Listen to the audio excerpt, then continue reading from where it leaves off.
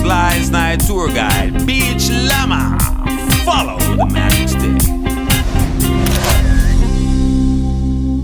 Casibari is home to the creatively named Casibari Rock Formation, a formation of rocks and wanton tourist trap consisting of diverse geological designs made primarily from what type of rock I don't know, cause that's not what we're here for in the first place. We're here to find out what the daily life of your average Caquetio consisted of, and also the roles that the family unit and gender played within the Caquetio society. Our most awesome expert is here to catch up and answer these unanswered questions on the subject of Aruba's First Nation, the Caquetio.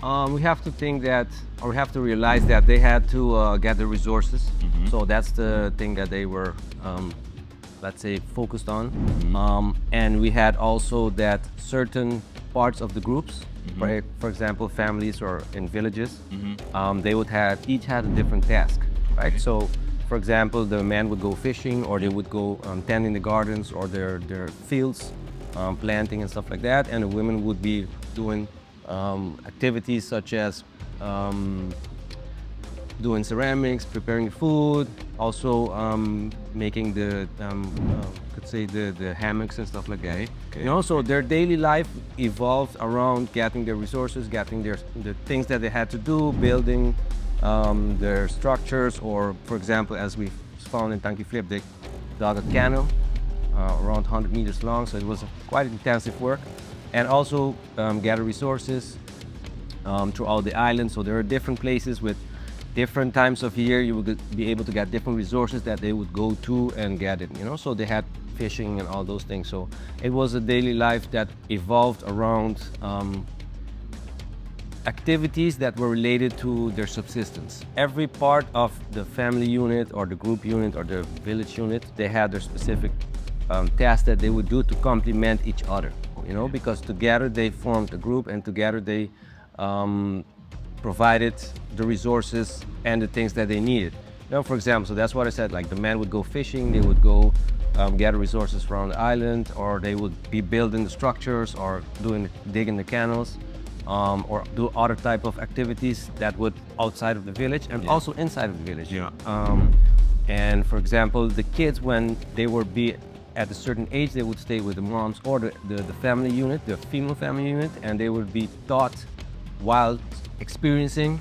They would transfer the knowledge towards the kids. So, and the women would be more related to preparing the food. As I said, I'm also doing ceramics, and also, for example, the weaving of hammocks, mats, and stuff like that. You know, so. Yeah. So that would be the specific role of the gender, the male and the female? Yeah. Or was it there sometimes, let's put it this way, that certain roles would overlap each other? Yeah, it was a complementary thing. So it's not that the women were only who would do this or would do that. Yeah. You know, so it was complementary. It was more as a unit, you know, and together they would provide the resources and things that they would need for their daily life. Cool. You know, and for example, in the part of, let's say, if you look at the kids, they would stay with the females, with the mothers and aunties and stuff like that. And the boys, after a certain age, they would be able to go and work with the dads or their uncles, and they would be able to go in the gardens, go fishing and stuff like that. A highly acclaimed group of poetic scholars from the late 20th century once exclaimed, "Cash rules everything around me. Cream, get the money. Dollar, dollar, bill, yo." Which roughly translates to better diversify your income and grow a stable economy through wise commercial practices. Since we're touching the subject of commerce, we pose the question, did the Caquetio dabble in trade? Yeah, the Caquetio were very active in commerce, and they wouldn't only trade with, for example, the mainland, as in Paraguay, Falcón area, and Venezuela, but also further along Colombia and the Guajira Peninsula, and they would trade with even, let's say, groups that were more inland that would get resources that they didn't have, for example, greenstone. And they would also have a, so it was not only trade, was not only in terms of material goods, but also in terms of customs and that were transferred over, you know, because, for example, we find customs that are expressed in artifacts here that come from the, for example, the Yucatan Peninsula. So it would be, so it was quite vast trade network. So it wasn't only materials and goods, but also thoughts and knowledge. Yeah, knowledge and all, and customs and stuff like that. So it was, and also we have to realize that for them the sea was the highway, the net. So it was the way they would connect with each other. So for us, the sea is more of a barrier. All the islands are isolated, because we don't go out into the sea. I mean, we go into the sea, but we don't go that far. For them, it was the way that they would connect. So it was really easy, they had no problem traveling from one island to the other, or from the mainland to Aruba and vice versa. And also they would have very good knowledge of the ocean currents and all the conditions, so they will be able to read it and understand it and travel. And it's interesting because I was reading about in the historic period that the people that came with ships, so the Europeans, the Spanish and English and Dutch and stuff like that, they had a lot of problems with currents. They would be able to, or they would try to go, for example, to Curacao, and it would get strong in the current and they wouldn't be able to do it. But then at the same time they would write that the indigenous would come from the mainland and in one, they would just come anytime. Out of nowhere, Exactly.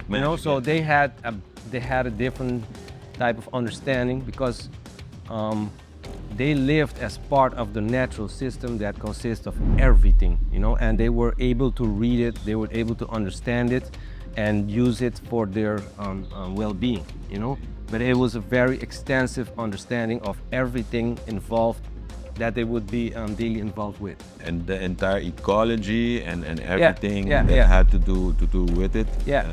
Because the natural system actually is everything that is the soil, is the air, is the clouds, the sun, rain, currents, sea, animal life, plants.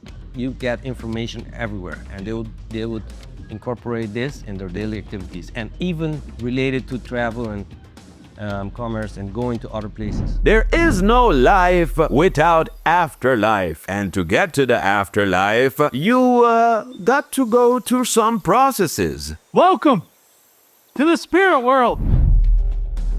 So the Caquetio they had a very varied, diverse burial practice. So you had primary burial in the ground with or without gifts, depending on the social status of the person.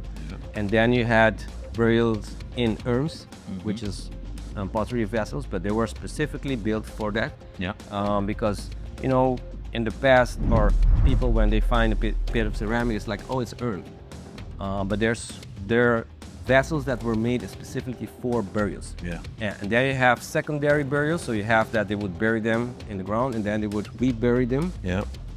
And so you have different types of positions also with burials and stuff like that. So it was a very extensive burial practice. Because for them, when somebody died, they just didn't, like for us nowadays, somebody dies and we it's the end and that's it, and we separate from them. But for them, it was a different type of thing going on. That person dies, but part of them stays, so they had a process that they would have to go through, And for example, in Savaneta, we found a very interesting burial site because they were buried next to one another, which is something that we didn't find in other places. So they had like group burials also. We could call it a cemetery, but it's not like, for example, for example, in the archaic period, we had at Malmoc, you had a really laid out and structured place that was used for a long time and where they buried families together. And in Savaneta we found them buried like next to one another. Interesting. That's very, very interesting to know that burial practices that they use the urns. And that they would bury their dead, because in other cultures you have, for example, that they do cremation, or that they do other type mummification. Were there traces of that? No, we haven't found cremation or anything like that here. But so So the Berlin urns is also interesting because we find in some, for example, in Tanquiflip, we found very bones of different people buried together in one urn. You know? So they have a very extensive burial practice, you know, and all the ceremonies involved with it that had to be done depending on the person, the status, and the time of the process that they were going through, you know. Yeah. The governing structure. Yeah. When it comes to the Caquetio for Aruba and the region, how did that work? Because we spoke about the cacique, if I'm not mistaken, and how does that pertain to the management of the rest of the islands? Yeah, so the Caquetio belonged to the chiefdom, we could say Cacicasco, and we had the Aruba, Bonaire, and Curaçao belonged to that part. So, and the cacique Manaure, who was the main cacique that lived in Paragoná, and he was kind of ruler of all that area, Falcón area and the Aruba, Bonaire, and Curaçao islands. And then each island had their cacique, you could say the main cacique that lived in Santa Cruz, of which, for example, at near Serinoca and behind Sport Hall, we find the remains of the sites there, the habitation sites. But then each village, for example, of each place, like Tanquiflip and Saponeta, they had their own local cacique. So then you had a structure where you had one cacique that was for the whole island, but they were under the cacique from the whole region. A little bit what we have now with us being part of the Dutch kingdom. Something in that same type of. So they were autonomous within their own particular region. Yeah, and each village had their chief, you could say, or that was like the one that took the decisions, but they were under the one from the island that was in Santa Cruz, which was the main village. And was there a role of, let's put it this way, like say for example, if there's something that would happen on a specific island, would there be a meeting of the caciques to let's say to talk or to vote, like kind of like one would call a pre-democracy or something of that sort? Yeah, so it was a chiefdom, so they had, you could say, it depends on the situation, and so that's what I said. So you had one cacique that would have a say over the whole island, how things were going, and for example, if there was situations where several of the you could say the village chiefs would need to have an exchange and resolve a problem that was island based, then they would go to the cacique from the island. From Santa Cruz. And for example, if it was something that was within the village, then the chief of the village would deal with that. All right, cool. Guys, that's it for today, but no worries, there's more on the way. Stay tuned for the second part of this episode. I do hope you enjoyed the tour though. Don't forget to leave a comment, and who knows, you might get a shout out in the next episode. By the way, links to our previous episodes, social media platforms, and websites are in the description, and don't forget to subscribe to Gispahari YouTube and click on that notification bell for more Slice Night content. As always, once a guest, always a friend. This is your Slice Night tour guide, Beach Llama. Follow the magic stick.